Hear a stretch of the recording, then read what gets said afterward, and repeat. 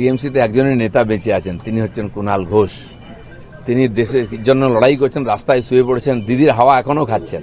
যারা দিদির হাওয়া খেয়েছে তারা কোথায় হাওয়া খাচ্ছে? জেলে এখন। এটা যেন খেয়াল করেন। আর আমার মনে হয় এই লাস্ট উইকেট চলছে, 9 নম্বর ব্যাটসম্যান নেমেছেন এখন ব্যাটিং করতে টিএমসির, যিনি কুণাল ঘোষ, যিনি টিএমসির হয়ে ব্যাটিং করছেন। কিন্তু আজকে তো দপ্তর বন্টন, কোনো হিন্টস দেবেন? দপ্তর বন্টন যেমন হিন্টস পেয়েছিলেন আপনারা শপথ গ্রহণের দিন, সেরকমই হিন্টস পাচ্ছেন। আগ্নেয়াস্ত্র, গুলি ধরা টাকা। শিক্ষা ব্যবস্থা কোথায় পৌঁছে গেছে বুঝতে পেরেছেন তো? কলেজ ইউনিভার্সিটিগুলো রিসর্ট তৈরি হয়ে গেছে, রেস্টুরেন্ট হয়ে গেছে। এটাই তো চলেছে। কোনো ইউনিয়ন নেই, কেউ যেতে পারবে না, ভর্তি হবে অনলাইনে করার ব্যবস্থার জন্য কত লড়াই করতে হয়েছে, তাও হয়নি। আর এই যে টাকা পাওয়া যাচ্ছে, কেন অনলাইনে যাতে না হয় টাকা নেওয়া যায়। এক একটা কোর্সে ভর্তি করেন 30, 40, 50,000, 60,000 টাকা নেওয়া হতো। যে যে ভালো কোর্স আছে চয়েসেবল, টাকা দিয়ে ভর্তি করা হতো। বহু লোক হয়েছে, আমরাও বলেছি আগে এগুলো। আর সেটা প্রমাণ হচ্ছে টাকা তো উই খেয়ে যাচ্ছে, এত টাকা রাখার জায়গা নেই। ইউনিভার্সিটি কলেজে যদি এই পরিবেশ হয়, মেডিকেল কলেজে যদি ডাক্তারি ধর্ষিতা হয়ে যায়, কত নিচে নেমেছে আমাদের শিক্ষা ব্যবস্থা। আর সেটা মমতা ব্যানার্জি সব জানেন। তিনি 7খানা ইউনিভার্সিটির বিল পাস করেছেন। আমি 3 বছর ছিলাম বিধানসভায়, 16, 17, 18-তে। কটা ইউনিভার্সিটি হয়েছে? একটা ইট গাঁথা হয়নি। ইউনিভার্সিটি কোনো অফিস নেই। কোথায় ইউনিভার্সিটির ভিসি বসে থাকেন কেউ জানে না। একটা নিবেদিতা ইউনিভার্সিটি হয়েছে বোধহয় এতে ডায়মন্ড হারবারে, 300 না 350 স্টুডেন্ট। কেবল রাজনৈতিক স্বার্থে আর কেন্দ্রীয় সরকারের টাকা লুট করার জন্য এই সমস্ত করা হয়েছে। সম্পূর্ণ সিস্টেমটাকে শেষ করে দিয়ে গেছেন উনি, পুরো জেনারেশনকে শেষ করেছেন পশ্চিমবাংলায়। এখন ড্রামা করছেন রাস্তায় গিয়ে, কি লাভ আছে এসব করে? আগ্নেয়াস্ত্র পাওয়া গেছে একটা কলেজের মধ্যে আগ্নেয়াস্ত্র পাওয়া যাচ্ছে, যেখানে হারমাদদের আড্ডা হবে, এন্টি সোশ্যালদের আড্ডা হবে, সেখানে হাতিয়ার থাকবে, মদের বোতল থাকবে, বাকি সব কাজ। কসবা ল কলেজে কি হলো? ওদের পার্টিরই কর্মীকে নিজের পার্টির নেতাই ধর্ষণ করছে। এই তো কলেজগুলোর হাল। একটা দুটো প্রকাশ্যে এসে গেছে বলে আপনারা জানতে পেরেছেন, খবর করেছেন। প্রত্যেকটি ইউনিভার্সিটি কলেজে এই দুরবস্থা আছে। সেখানে পড়ার কোনো পরিবেশ নেই। বাবা মারা চিন্তা করতেন পাঠাবো কিনা কলেজ ইউনিভার্সিটির ছেলে মেয়েদেরকে, কি অবস্থা হবে। তাই এখান থেকে বাংলার বাইরে সব চলে যেত পড়াশোনা করতে, এই পরিস্থিতির জন্য। দিলীপদা, শিয়ালদহ স্টেশনের আশপাশ থেকে দেখা গেছে গত 1 বছর, গত 2 বছরে ভুরি ভুরি আগ্নেয়াস্ত্র উদ্ধার হয়েছে, এবং সুরেন্দ্রনাথ কলেজের কাছ থেকে একবার নয় একাধিকবার আগ্নেয়াস্ত্র উদ্ধার হয়েছে। এই কলেজগুলো কি কাজে লাগানো হতো? কলেজ ইউনিভার্সিটি যেখানে মানুষ সন্দেহ করবে না, সেখানে সবচেয়ে বেশি অকাজ কুকাজ হয়েছে। বম বন্দুক থেকে আরম্ভ করে টাকা পয়সা লুটপাট, এখানে মদ খাওয়া ফুর্তি করা, এইসব হতো, পার্টি হতো।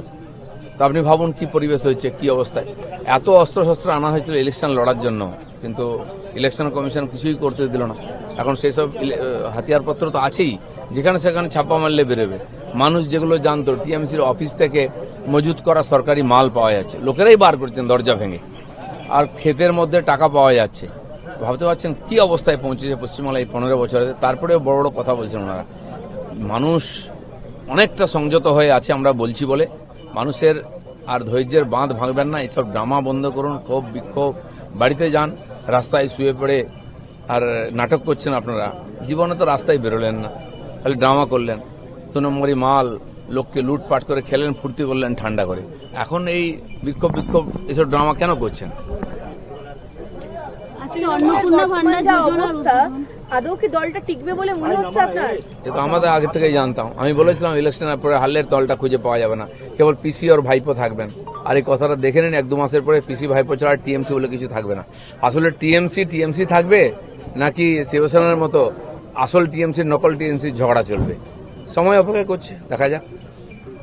আজকে অন্নপূর্ণা ভান্ডার যোজনার উদ্বোধন হবে।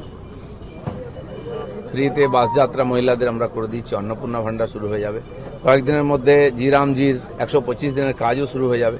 সব প্রসেসের মধ্যে আছে, ফান্ড এসে যাচ্ছে, কিছু ফর্মালিটিস ছিল সেগুলো পুরো হচ্ছে। এই মাসের মধ্যে ম্যাক্সিমাম প্রকল্প যেগুলো আমরা কথা দিচ্ছি জুন মাসে শুরু হয়ে যাবে। একদিকে যখন হকার উচ্ছেদ হচ্ছে, বিভিন্ন ফুটপাতের যারা উচ্ছেদগুলো করা হচ্ছে, ঠিক তখনই দেখা গেল যে কলেজ স্ট্রিটে একটি ভুয়ো খবর রটে গেছে যে দুপাশের যে বইয়ের দোকান সেগুলোও নাকি ভাঙা হবে। দেখুন, ভুয়ো খবর রটিয়ে মানুষকে খেপানো, ভয় দেখানোর চেষ্টা হবেই।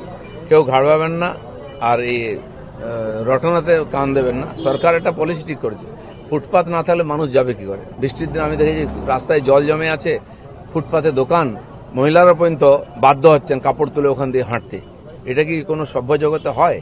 তার জন্য যদি ফুটপাত খালি করা হয় মানুষের হাঁটার জন্য, সেটাতে সমবেদনা বা কেউ কেউ চলে এসেছেন যারা টাকা নিয়ে বসিয়েছেন তাদের কষ্ট রেলের প্ল্যাটফর্ম, সেটা ব্যবসা করার জায়গা নয়।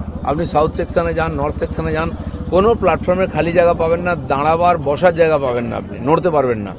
আর ট্রেন এসে গেলে এত ভিড় হয়, সেখানে দাঁড়াবার জায়গা থাকে না, পড়ে যান লোকেরা। এগুলো যদি সরানো হয়, কেউ যদি বাধা দিতে আসে, তো তার উদ্দেশ্য নিয়ে আমাদের খুব সন্দেহ আছে। আর এগুলো নিজেরাই খালি করে দিন মানুষের স্বার্থে।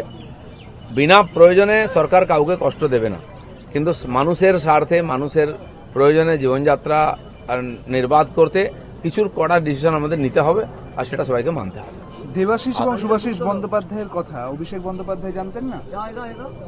কার কথা জানতেন না? সোনারপুরে একটা গাঁজাখোর মাতাল বদমাস লোক, তার বাড়ি উনি চলে গেলেন।